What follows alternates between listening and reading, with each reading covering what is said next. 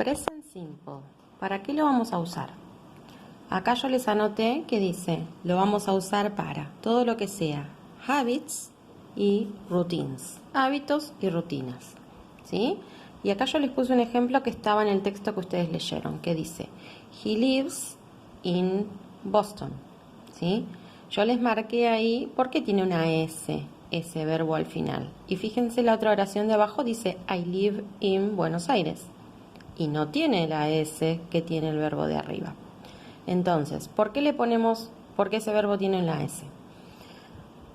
Acá dice, el verbo va a llevar S o ES, depende cómo termine el verbo, que ahora después les voy a anotar cuáles son las excepciones que van con ES.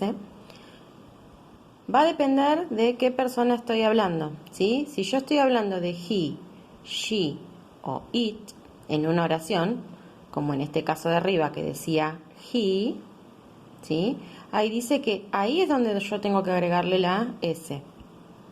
Fíjense que por eso S tiene una S al final, ¿sí?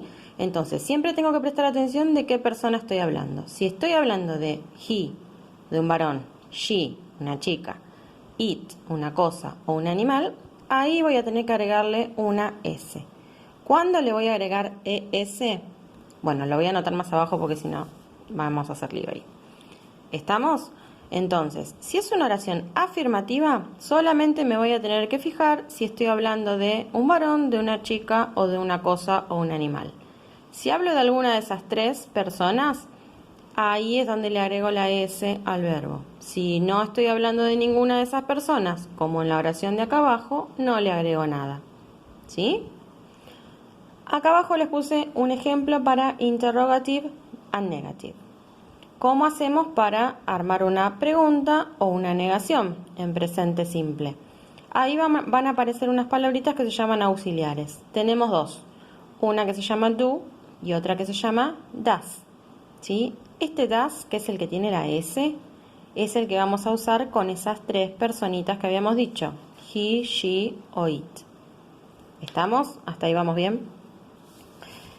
¿Cómo vamos a hacer para pasar una oración a una pregunta y a una negativa? Si yo tomo la oración que tengo acá arriba, la que habíamos dicho que está sacada del texto, ¿cómo hago para transformarla en una pregunta? Primero me voy a fijar cuál de esos dos auxiliares voy a usar. Siempre tengo que usar uno de los dos, ¿sí? Ahí arriba dice que estoy hablando de he. Entonces, ¿cuál de los dos voy a elegir? El que me dice que se usa con he, que sería does.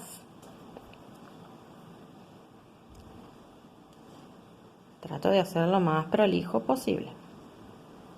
¿Dónde pongo ese auxiliar? Al principio de mi pregunta.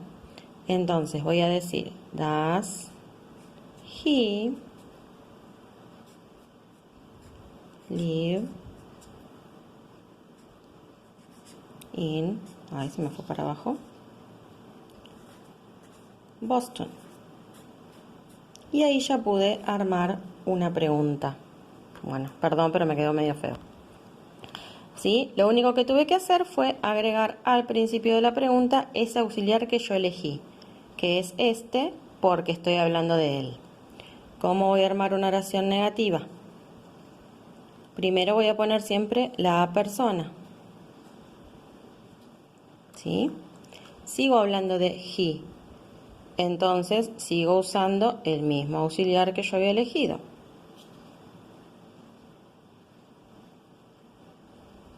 Pero lo voy a usar con el not.